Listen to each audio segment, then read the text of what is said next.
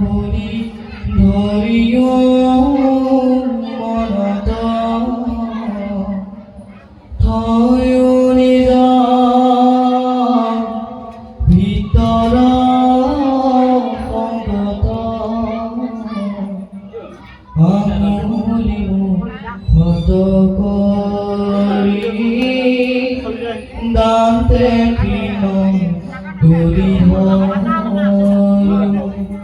কেশ চিনি দিও চৰণত ৰাম কেশ চিনি দিও চৰণত কৃষ্ণ হে ৰাম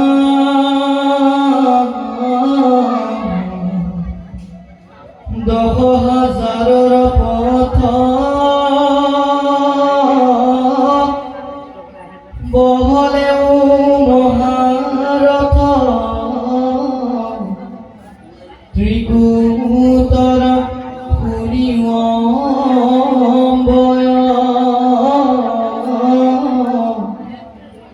এক সিংহ সুবৰ্ণৰ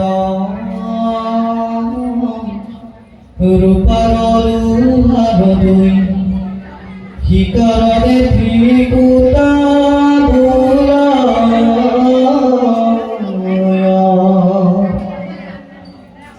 তিনি সিংহ মুখ্য তাত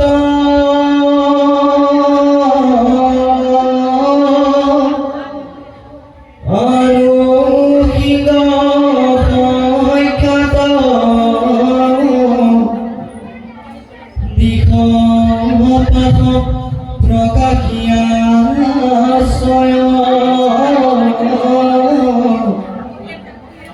গৰিকাদি ধাতু থানে থানে প্ৰকাশ নানাবিধ লতাৰ আশ্ৰয়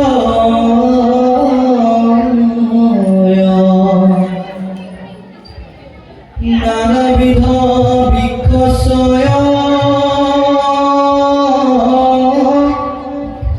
ফুলে ফুলে প্ৰকাশয়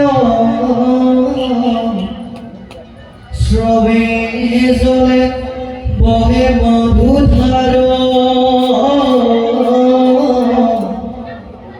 সমুদ্ৰৰ উৰ্মি পাই ৰেণু সমৰি যায় আছে গিৰি মহিমা অপাৰ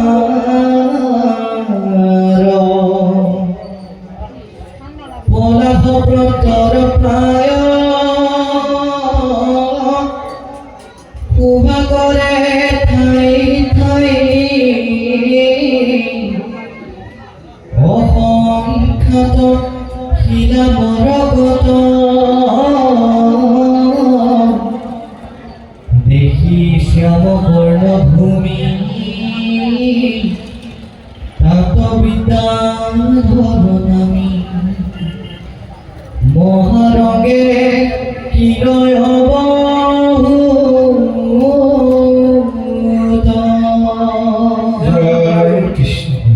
হে গুৰু সংস্থ ত্ৰিকুট পৰ্বতৰ এটা বৰ্ণনা অতি সুন্দৰভাৱে দিছে যে ত্ৰিকুট পৰ্বত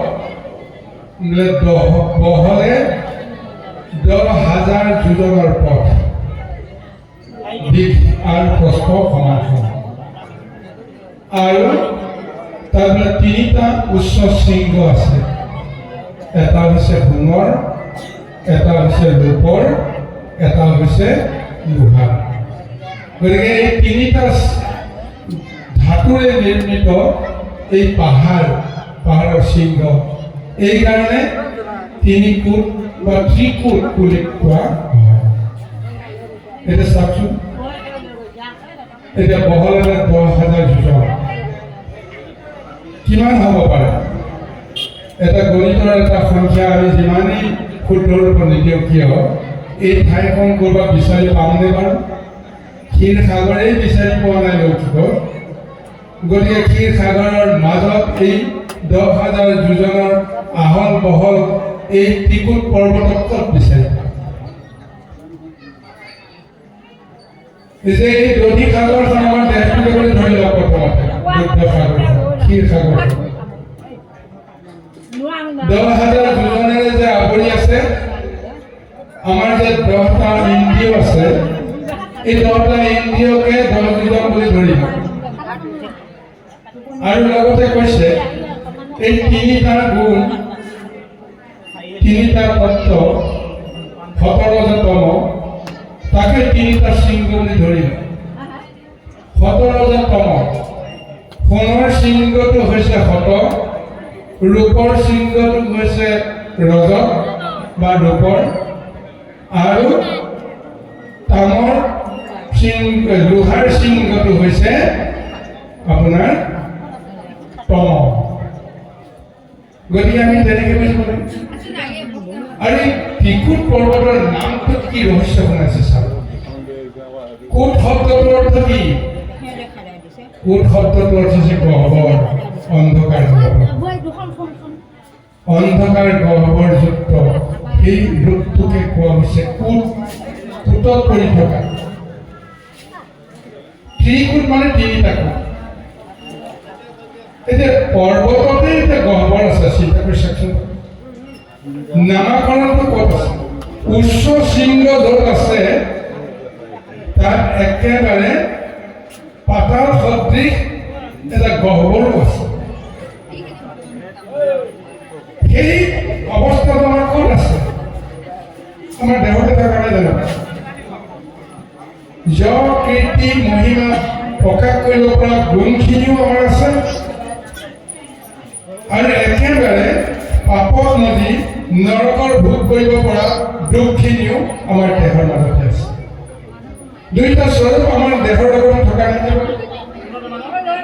আচলতে আধ্যাত্মিকত যদি আমি এই তত্ত্বটো বিচাৰি যাওঁ তেতিয়াহ'লে এই ত্ৰিকুট পৰ্বতৰ বোলে গজেন্দ্ৰ নামৰ এটা মহা দৈত্যকাৰ হস্তীয়ে তেওঁ নিজৰ পৰিয়ালৰ সৈতে গৰ্ব অহংকাৰ দত্ত পাইছে তেতিয়াহ'লে এই গজেন্দ্ৰটো আমি ক'ত বিচাৰিম ক্ষীৰ সাগৰৰ মাজত আমি জাগাখনেই বিচাৰি পোৱা নাই পৰ্বতকেইটাকে আমি চিনি পোৱা নাই এতিয়া হাতীটোক আমি কেনেকৈ দেখা পাম সেই হাতীটো আমি নিজৰ মাজতে দেখা পাব লাগিব অহংকাৰ নামৰ যিটো মহাদৈত্য সেইটোকে আপুনি গজেন্দ্ৰ বুলি ধৰি লওক গজেন্দ্ৰ শব্দটোৰ দুটা অৰ্থ আছে গজ যোগ ইন্দ্ৰ গজ যোগ ইন্দ্ৰ গজেন্দ্ৰ গজ শব্দটোৱে কৈছে যে তেওঁ মহামূৰ্খ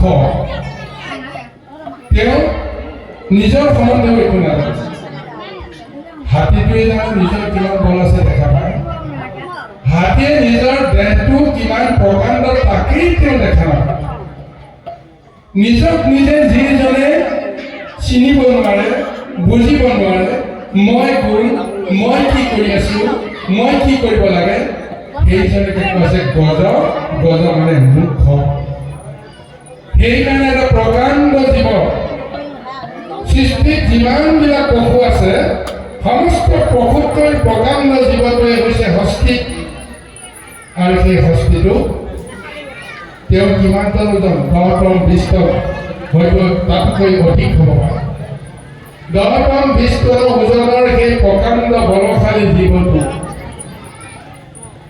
40 কেজি 50 কেজি 60 কেজি ওজনৰ মনুষ্যটোৱে তাক পিঠি কুঠি ঘূৰাই দিয়ে তেতিয়াহ'লে সেই শক্তিটোক আমি কি বুলি কওঁ সামান্য শক্তিয়ে তেওঁ প্ৰকাণ্ড শক্তিটোক শ্ৰেষ্ঠ শক্তিটোক যেতিয়া ঘূৰাই লৈ ফুৰিব পাৰে সেইটো জীৱন সমান মহামূৰ্খ জীৱন হ'ব আছে গতিকে এই গজেন্দ্ৰক কাক কৈছে আমাক কৈছে অহংকাৰ নামৰ শব্দটোৰ লগত যেতিয়ালৈকে আমাৰ সম্বন্ধ হৈ থাকিব তেতিয়ালৈকে আমি নিজক নিজে চিনি নাপাওঁ নিজক নিজে বুজি নাপাওঁ মই কি কৰিছো মই কি কৰা নাই তাক উপলব্ধি কৰিব নোৱাৰোঁ তেতিয়াহ'লে সেইজনৰ সমান এইখন সংসাৰত মহামূৰ্খ গজমূৰ্খ বুলি তাক আমি কওঁ কোনো এই আখ্যানটো আমাক আত্মজ্ঞান উপলব্ধিৰ কাৰণে ভগৱন্তে লীলাৰ মাজেৰে আগবঢ়াই আমাৰ পঠিয়াইছে। শ্ৰী হৰি নামে তেওঁ আহি এই লীলাটোৰ এটা পৰমাৰ্থ বিচাৰ আমাক দি থৈ গৈছে। চাৰিটা যুগত ভগৱন্তে চাৰিটা মহা অৱতাৰেৰে জীৱক ৰক্ষা কৰি আছে। চাৰিটা মহা নাম ল'লে আমি অন্য কোনো নামৰ আশ্ৰয় লোৱাৰ প্ৰয়োজন নাই। সত্য যুগত হৰি, ত্ৰেতা যুগত ৰাম, দ্বাপৰত কৃষ্ণ, কলিত জগন্নাথ।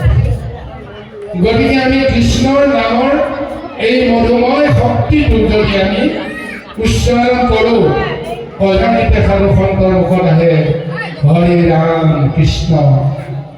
জগন্নাথ আমাৰ কলি যুগত সকলো সময়তে আমাৰ নাহে, কাৰণ কলি যুগৰ জীৱসকলে জগন্নাথৰ তত্ত্বটো উপলব্ধি কৰে।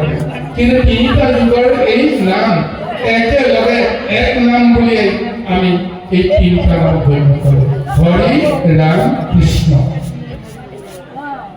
গতিকে এই হৰি নামৰ তত্ত্বৰে আমাক উদ্ধাৰ কৰিবৰ কাৰণে স্বয়ং প্ৰভু ভগৱন্তে আজি লীলা কৰিছে। সেই হৰিয়ে আমাৰ দেহৰ ভিতৰত কেনেকৈ আমাক ৰক্ষা কৰিবলৈ প্ৰদত্ত কৰি আছে, আমি সেই কথাটোকে আমি বুজিবলৈ কাৰণে যত্ন কৰিম। বাৰু আহকচোন আৰু ত্ৰিকুট পৰ্বতৰ মহাবৰ্ণনা চলি আছে। গজেন্দ্ৰই সুন্দৰভাৱে তেওঁ নিজৰ বিষয় সংসাৰখনত তত্ত্ব পাই আছে।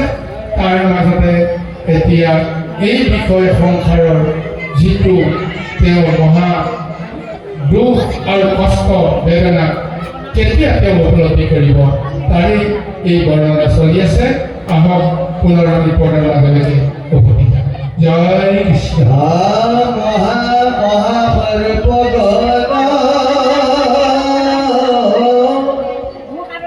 কিয়া করে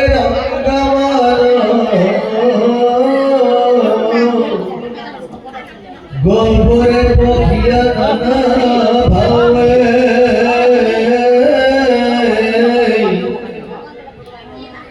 হিদ্ধ বিদায় ধরগত কিয়া করে বিধানত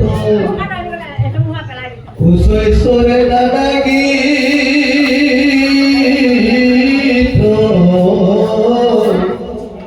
গাওয়ে এই গীতর লাগিয়া ধনী নারে গুহা কাপুনি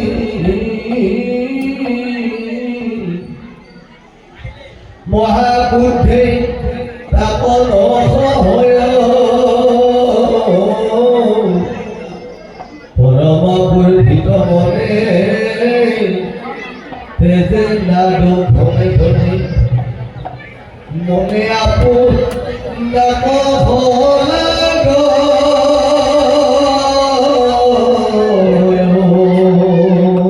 এতিয়া পুনৰ বৰ্ণনা দিছে যে এই ত্ৰিকুট পৰ্বত, এই ত্ৰিকুট পৰ্বতত মহা মহা সৰ্পগণেও অতি ৰংগমনে ক্ৰিয়া কৰি আছে। স্বৰ্গৰ পৰা গন্ধৰ্বসকলে, বিদ্যাধৰসকলে আজি এই ত্ৰিকুট পৰ্বতত বৰ ৰংগমনে তেওঁলোকেও ক্ৰিয়া কৰি আছে, খেলা ধূলা কৰি থাকে। উচ্চ স্তৰে তেওঁলোকে আনন্দমনে গীত মাত কৰি আছে। আৰু এই গীতৰ ধ্বনিয়ে সমস্ত জগতত এটা অতি সুন্দৰ এক পৰিৱেশ ৰচনা কৰি আছে।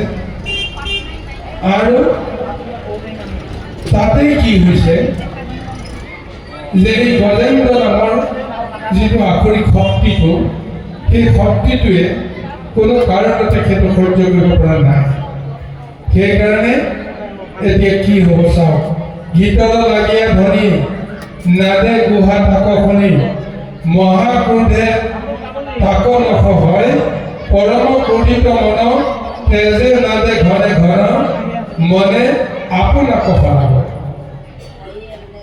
ইফালে আমাৰ দেহৰ ভিতৰত ৰূপ ৰস গন্ধ স্পৰ্শকে আদি কৰি মহাতত্ত্বগণে যি এটা পৰশ দি আছে, সেই পৰশৰ আসক্ত হৈ দেৱশক্তিসমূহে আমাৰ এই দেহত ক্ৰিয়া কৰি আছে। ৩৩ কোটি দেৱতা আমাৰ দেহৰ ভিতৰতে নিবাস কৰি আছে আৰু তেওঁলোকে নিজৰ মতে আনন্দ কৰিব খোজে, কাৰোবাৰ লগত প্ৰেম প্ৰীতি মিলা মিছা কৰিবৰ কাৰণে প্ৰাৰ্থনা কৰে, ইজনৰ সিজনৰ লগত মধুৰ সম্বন্ধ গঢ়িবৰ কাৰণে প্ৰযত্ন কৰে। এই সমস্তবিলাক ভাৱনাবিলাক ক'ত চলে? দেহৰ ভিতৰতে নচলে জানো? আত্ম উপলব্ধি, বিচাৰ বুদ্ধি, চিন্তা চৰ্চা এইবিলাকৰ মাজেৰে এই অনুভৱবিলাক নাহে বাৰু। কিন্তু তাৰ মাজতে যেতিয়া অহংকাৰী সত্তাটোৱে যেতিয়া সাৰ পাই উঠে, তেতিয়া তেওঁলোকৰ বাবে দয়া ক্ষমা প্ৰেম প্ৰীতি এইবিলাক ভাৱনা হঠাৎ নাইকিয়া হৈ যায়। এইখন যুদ্ধ ত্ৰিকুট পৰ্বতৰ মাজত ক্ষীৰসাগৰৰ মাজত চলি আছে আৰু সেই ক্ষীৰসাগৰখন যদি আমি আমাৰ দেহৰ লগতে মিলাব পাৰোঁ, এইখন যুদ্ধৰ জৰিয়তে আমি নিজক নিজে চিনিব পৰা বুজিব পৰা ব্যৱস্থাখিনি লাভ কৰিম। আহক আমি পৰৱৰ্তী প্ৰশ্ন কৰি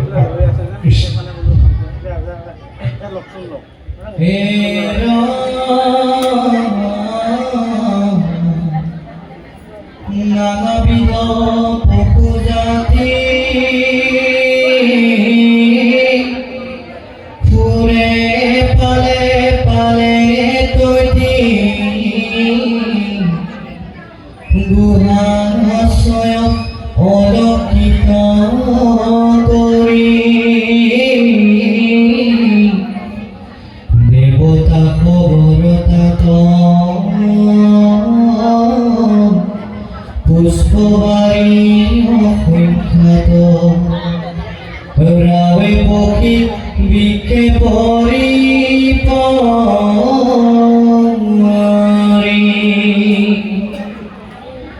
নদী সৰু বৰচয়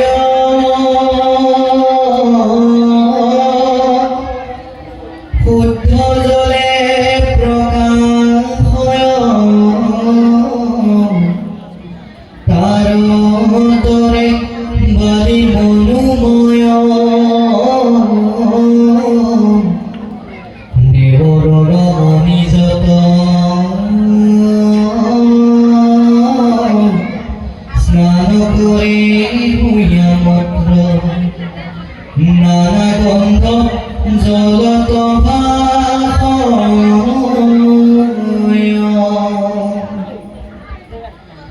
গাতে সুৱাসিত জল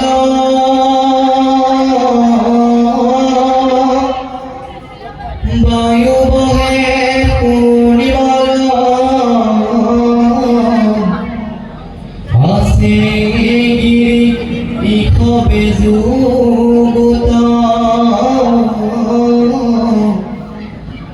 ভগৱন্ত বৰুণৰ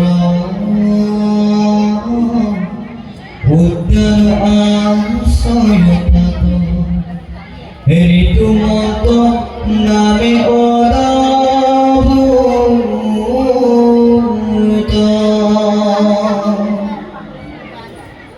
যদি বোলা কি কাৰণ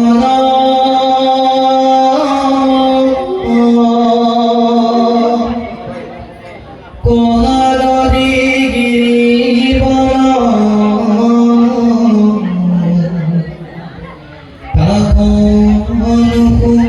নিলে কিবা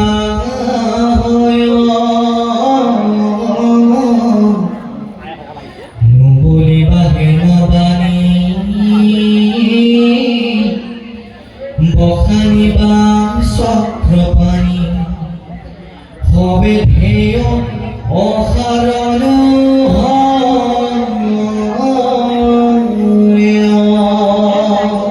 এতিয়া এই ত্ৰিকুট পৰ্বতত নানাবিধ পশু জাতি পালে পালে লৈ ঘূৰি ফুৰে, গুহাৰ মাজত নিজৰ নিজৰ এটা আশ্ৰয় লৈ তাতে আনন্দ মনেৰে তেওঁলোকে সোমাই থাকে। দেৱতাসকলেও তাত অসংখ্য পুষ্পৰ সজ্জিত ফুলনি তেওঁলোকে নানা ধৰণেৰে আনন্দ কৰে। বিষত হ'লেও সেই বিষত পৰি পেলাই গীত গাই থাকে। নদী সৰোবৰসমূহেও কুলু কুলু শব্দৰে বোলে ধ্বনিত কৰি নিজৰ নিজৰ মতে আনন্দময় এটা ৰূপেৰে তাত বিচৰণ কৰি থাকে। দেৱৰ নাৰীসকলেও আনন্দ মনেৰে তাতে স্নান কৰি মন প্ৰাণ শীতল কৰিব খোজে। আৰু এনেদৰে গোটেই ত্ৰিকুট পৰ্বতৰ যিটো নৈসৰ্গিক যিটো পৰিৱেশ, ইমান শান্ত শীতল মনোময় এই পৰিৱেশটো আছে। এতিয়া ৰুক্মণীয়ে কৈছে যে মহাৰাজা, তুমি হয়তো ক'বা যে গছ গছনি, ফুল ফল, নদী, নিজৰা এইবিলাকৰ বৰ্ণনাবিলাক নুশুনিলে নহয়নে? যে আচল কথা ক'বলৈ কৈছে গজেন্দ্ৰ নামৰ সেই অহংকাৰী হস্তিটোৱে কেনেকৈ উদ্ধাৰ পালে, সেইখিনি কোৱাৰ আগতে এই যে গছ গছনি বা অন্যান্য জীৱ জন্তুৰ কথাবিলাক নক'লে নহয়নে? হয়তো তুমি ভাবিব পাৰা, কিন্তু তাৰ উত্তৰত মই কওঁ শুনা। ঈশ্বৰৰ সৃষ্টিত যিমানবিলাক জীৱ জন্তু আছে, গছ বিৰিখ আছে, এইবিলাক এনেই নাই। গতিকে এইবিলাকৰ কিবা নহয় কিবা এটা কাৰণ আছে। আজি ত্ৰিকুট পৰ্বতৰ সেই কাৰণ হিচাপে এই বৰ্ণনাটো অহাৰ এটা উদ্দেশ্য আছে। সেইখিনি তুমি মন প্ৰাণ দি তুমি প্ৰথমতে কৰিবৰ কাৰণে প্ৰযত্ন কৰা। এটা চাকৰি নমস্কাৰ। আমি সঁচাকৈ নিজৰ পৰিৱেশৰ লগত আমি সদায় সচেতন হোৱাটো দৰকাৰ। যে যিমানবিলাক গছ গছনি আছে, জীৱ জন্তুৰ কথা বাদ দিলোঁ, আমি এই গছ গছনি নিজে নুৰুলেও, নিজে প্ৰতিপালন নকৰিলেও আপোনা আপুনি এই গছ বিৰিখবিলাক গজি উঠে। কিয় গজি উঠে? মই আছোঁ কাৰণে গছ গছনিবিলাক গজি আছে নেকি? ভাবিব লাগিব কিবা। যদি মই থকাৰ কাৰণে গছ গছনিবিলাক যদি নিজে নিজে গজি আছে, তাৰ এটা কাৰণ থাকিব লাগিব। কোনে গজাইছে, কিয় গজাইছে? গতিকে এই পাৰমাৰ্থিক বিচাৰটো আমি কৰিব লাগিব যে আমাৰ সন্মুখত থকা এই জীৱ জন্তুবিলাকে এতিয়া মোক কেন্দ্ৰ কৰিয়ে যদি তেওঁলোকে যদি মোৰ ওচৰতে যদি অৱস্থান কৰিছে, তাৰো কাৰণ আছে। গতিকে চাব লাগিব গুৰুসকল। 84 লক্ষজনী জীৱই মুক্তিৰ ৰাস্তাতে তেওঁলোকে সংসাৰলৈকে অহা যোৱা কৰি আছে, মুক্তিৰ বাঞ্ছাৰে। কিন্তু একমাত্ৰ মনুষ্য আহিলে মুক্তি লাভ কৰে। গতিকে অন্যান্য জীৱই তৰু তৃণ, গছ লতিকা, কীট পতংগ, পশু পক্ষী নানা ৰূপত তেওঁলোকে আহিব লগা হয়। কিন্তু সেই জীৱবিলাকে কোনদিনাখন মনুষ্য ৰূপ পাব, কেতিয়া তেওঁলোকে মুক্তি পাব, এটা শাস্ত্ৰীয় বিধান আছে। মনুষ্য হৈছে দেৱত্ব শক্তি সম্পন্ন, ঈশ্বৰ শক্তি সম্পন্ন এটা ৰূপ। মনুষ্যৰ ৰূপ ৰস যি জীৱই পায়, সেই জীৱই পৰম মুক্তিৰ ৰাস্তালৈকে আহিবলৈ সুযোগ পায়। যি জীৱ জন্তুৱে মনুষ্যৰ সেৱা পাব, মনুষ্যৰ পূজা পাব, মনুষ্যৰ পৰশ পাব, মনুষ্যৰ হাতত তেওঁলোকৰ মৃত্যু হ'ব, অৰ্থাৎ মনুষ্যৰ লগত যিমানবিলাক জীৱৰ সম্বন্ধ ঘটিব যেনেকেই নহয়, সেই জীৱবিলাকে মনুষ্যৰ ৰূপলৈকে অহাৰ তেওঁলোকে সুযোগ পাব। গতিকে এইকাৰণে কৈছোঁ যে মই আছোঁ কাৰণে গছবিলাক গজিছে নেকি, তাতো সেই পৰমাৰ্থ বিশ্বাসটো আছে। ভগৱন্তে সেই ঠাইতে কিয় গছ গজালে, মই তাত কিয় গছকি দিলোঁ, আমি ক'ব নোৱাৰোঁ। মোৰ গছকত, মোৰ পৰশত সেই জীৱটো যে ধন্য হৈ আছে আমিতো গম পোৱা। গতিকে সেই জীৱই নিজৰ পৰমৰ কাৰণে ৰাস্তা বিচাৰে। গতিকে এই পৰমাৰ্থ বিশ্বাসটো ক'ব লাগিব। গতিকে আমি নভবাকৈ আমাৰ মাজলৈ যিমানবিলাক জীৱ আহে, সেইসকলক আমি দয়া কৰিব লাগিব, কৃপা কৰিব লাগিব, ক্ষমা কৰিব লাগিব। কাৰণ তেওঁলোকে আমাৰ পৰা কিবা এটা অমূল্য ৰতন বিচাৰি আহিছে, যিটো বস্তু মোৰ আছে বুলি নাজানো, কিন্তু মোৰ হাতত ভগৱতে দিছে। এই মনুষ্য শৰীৰত ভগৱন্তৰ নৱনিধি, এই মহা ঐশ্বৰ্য আমাৰ দেহত দিছে। এই নৱনিধিৰ ঐশ্বৰ্য প্ৰকাশটো তাৰ জৰিয়তে হয় সাধু সন্ত মহন্ত ভক্ত, এই সমস্তৰ জৰিয়তে সহজতে সেই নৱনিধিৰ যিটো প্ৰভাৱ, সেই প্ৰভাৱটো সংসাৰে লাভ কৰিব পাৰে। যিসকল অহংকাৰী তেওঁলোকে তাৰ প্ৰভাৱটো বুজি নাপায়, কাৰণ সেই নৱনিধি নৱতা মহাশক্তি, সেই শক্তিকেইটা কাৰণ ক্ৰোধ লোভ মোহ মাত মৰ্যাদা দম্ভ অহংকাৰ, এই তামসিক শক্তিবিলাকে হেঁচা মাৰি পুতি থৈ দিয়ে কাৰণে তেওঁলোকৰ পৰা সেইখিনি জগতে নাপায়। কিন্তু সাধু সন্ত মহন্তকে আদি কৰি ভগৱন্তৰ ভক্তসকল, তেওঁলোকৰ অন্তৰত কাৰণ ক্ৰোধ লোভ মোহ এই তামসিক শক্তিবিলাক দমিত হৈ থাকে, দমন হৈ থাকে, তলত পৰি থাকে। ওপৰত থাকে সত্য শৌচ ক্ষমা দয়া মৰম চেনেহ ইত্যাদি ইত্যাদি যিমানবিলাক ৰাজসিক আৰু সাত্বিক গুণ, সেইখিনি প্ৰকাশিত হৈ থাকে। আৰু সেই প্ৰভাৱটোৰ কাৰণতে সেইসকলৰ পৰা সমস্ত জগতৰ কৃপা হয়। এয়াই হৈছে পাৰমাৰ্থিক বিষয়।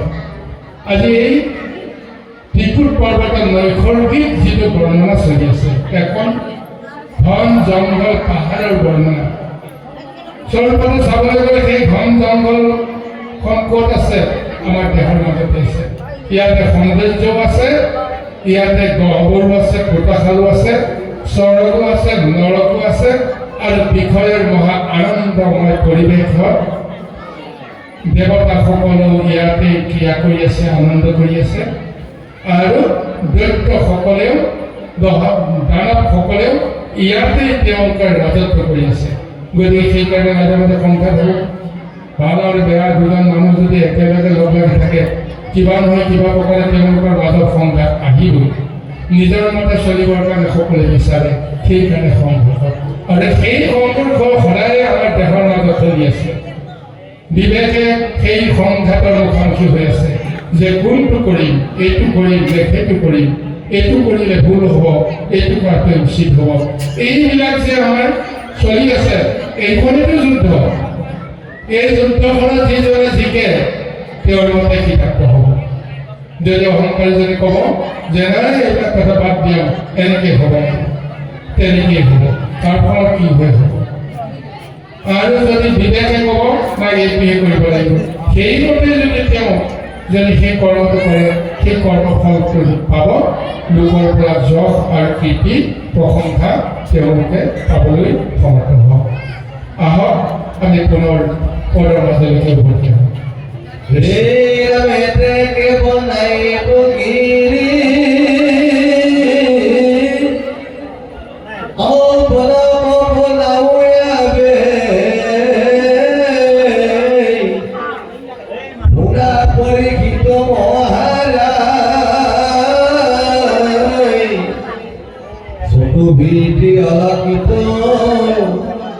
দেব বিহমনিত পুষ্প ফল পুষ্প সৰ্বকালে পায়।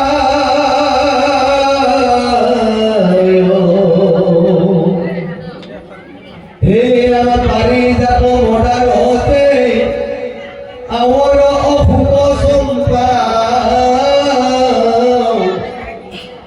পিয়াজ নহ নিম্ব আম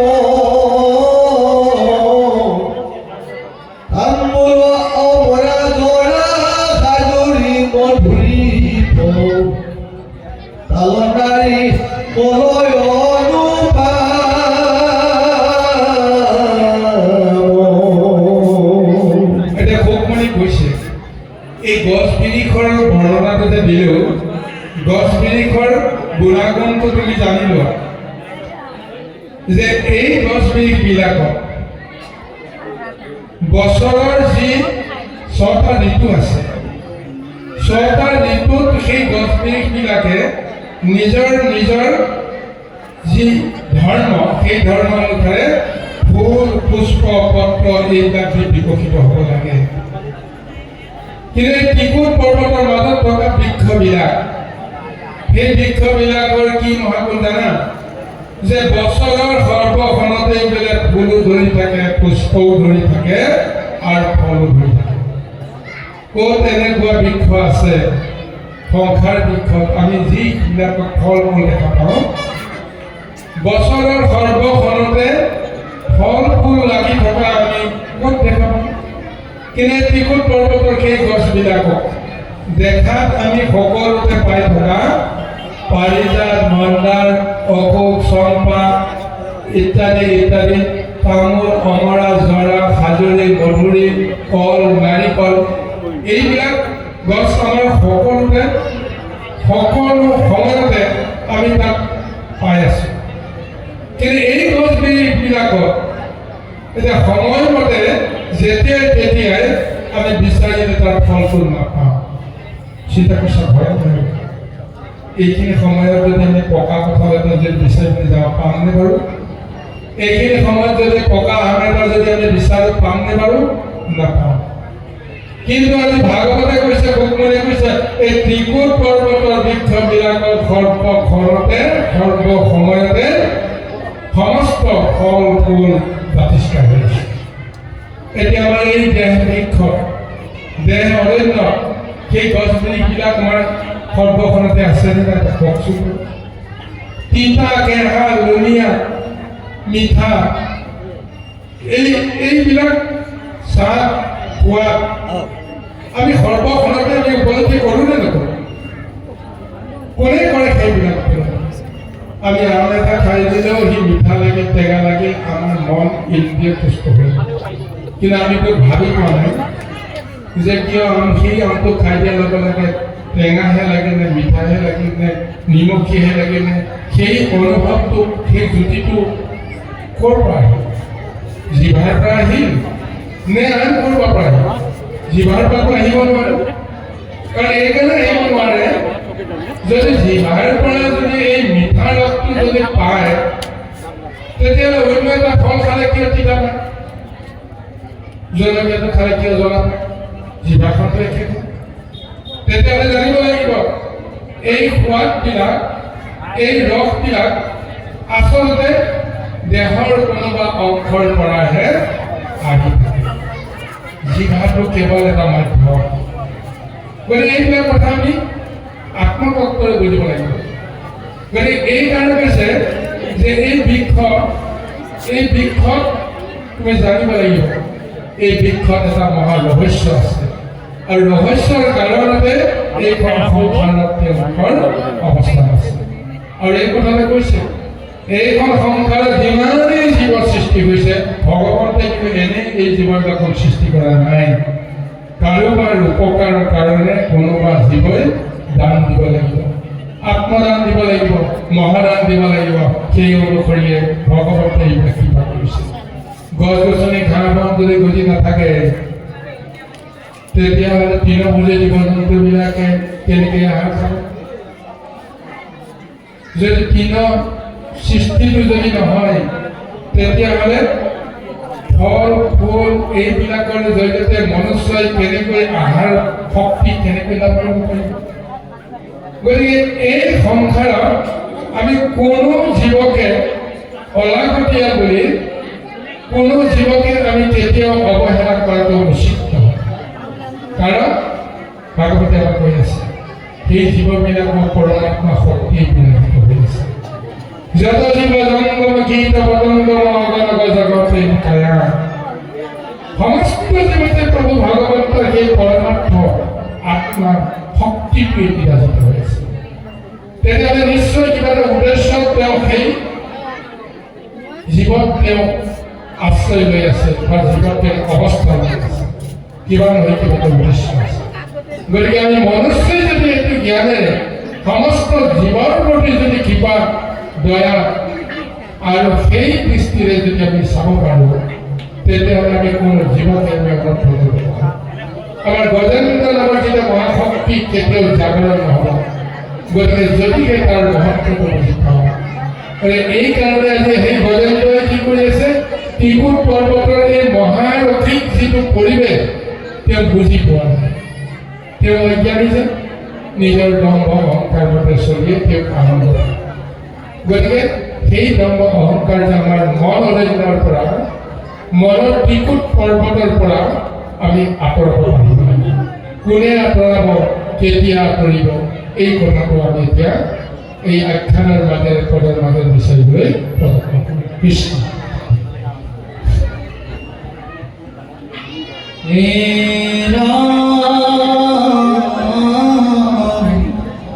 কপিতু অর্জুন বৃক্ষ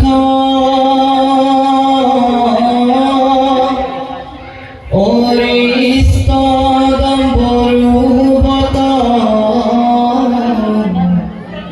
হিংসা পছন্দন আছে তাত পনিয়াল অসংখ্যাত সরল ইঙ্গলি বৃক্ষ দেবদারু পদ্মবশিষ্যা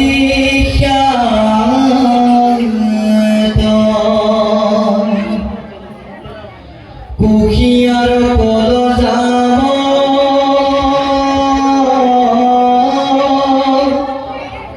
বদরি রুদ্রাক্ষ আম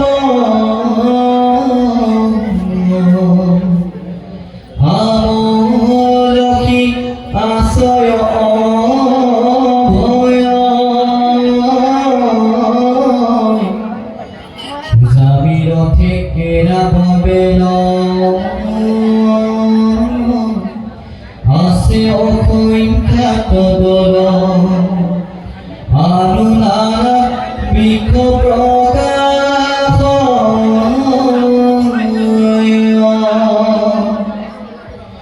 সেই পৰ্বতত ভাল সৰোবৰ সুবিশাল সুৱৰ্ণ পংকজ প্ৰকাশ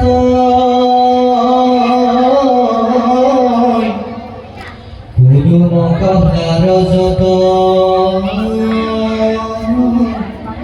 ফুলি আছে নানামত শতপত্ৰ শ্ৰীয়ে বিৰাজ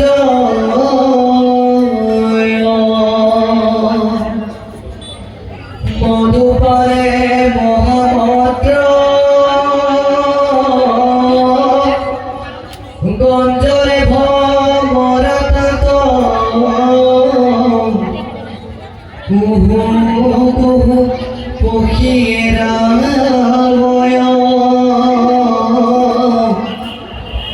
হংস কংক চক্ৰবাক সৰণি পুৰপানী কাষ সৰু বৰ চানিয়া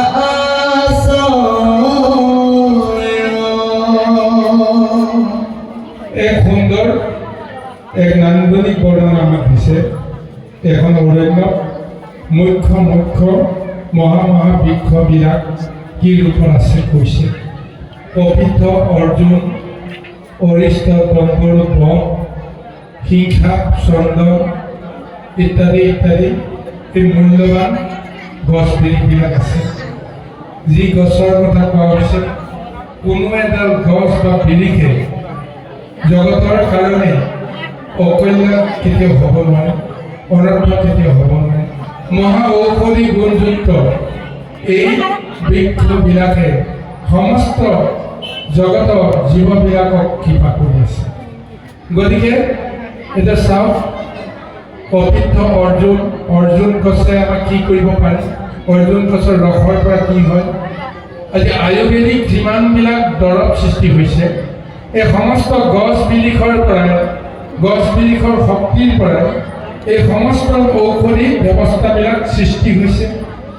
আয়ুৰ্বেদৰ জৰিয়তে তাৰ তত্ত্ব আৰু মন্ত্ৰ সমস্তখিনি নিৰ্ধাৰণ কৰি তাক ৰূপ দি থোৱা হৈছে। আৰু সেই আয়ুৰ্বেদৰে আধুনিক সংস্কৰণত চিকিৎসা বিজ্ঞানৰ জৰিয়তে নানা ধৰণৰ দৰৱ পাতিৰে ব্যাধি দূৰ কৰাৰ যিটো ব্যৱস্থা সেইখিনি হৈছে। যদি গছ বিৰিখ বা এই ঔষধি গুণযুক্ত এই সমস্ত সম্পদবিলাক যদি প্ৰকৃতিত নাথাকিলেহেঁতেন, তেতিয়াহ'লে বিশেষকৈ মনুষ্যসকলে কেনেকৈ সুখে ভোগে স্বৰ্গ সদৃশ এটা পৰিৱেশ কেনেকৈ কল্পনা কৰিব পাৰে। গতিকে সেইকাৰণে আমাৰ এই সমস্তখিনি আমি বুজিবৰ কাৰণে প্ৰযত্ন কৰিব লাগিব। আজি এই বিৱৰণৰ লগতে আমাক আকৌ কৈছে সেই পৰ্বতৰ মাজত যে এটা বহল এটা সৰোবৰ আছে। সাগৰৰ মাজত তিনিটা পৰ্বতেৰে পৰিবেষ্টিত হৈ আছে, সেইকাৰণে ত্ৰিকুট পৰ্বত বুলি কৈছে। সেই ত্ৰিকুট পৰ্বতৰ তিনিটা শৃংগৰ মাজত আৰু এক বহল এখন হ্ৰদ আছে। গতিকে সেই হ্ৰদটোৰ কথা চিন্তা কৰক। আৰু যিটো হ্ৰদত নানা ধৰণৰ জলচৰ পক্ষীবিলাকে ৰংগমনেবিলাক খেলা কৰি থাকে, নানা ধৰণৰ তেওঁলোকে লীলা কৰি থাকে। স্বৰ্গৰ অপ্সৰাসকলেও সি তাতে স্নান কৰি থাকে, গন্ধৰ্বসকলে গীত মাত কৰি থাকে। গতিকে সেই সুবিশাল যিটো হ্ৰদ, সেই হ্ৰদটো এতিয়া ক'ত আছে? ত্ৰিকুট পৰ্বত বা আমাৰ দেহৰ মাজতে তিনিটা গুণৰ মাজত আছে।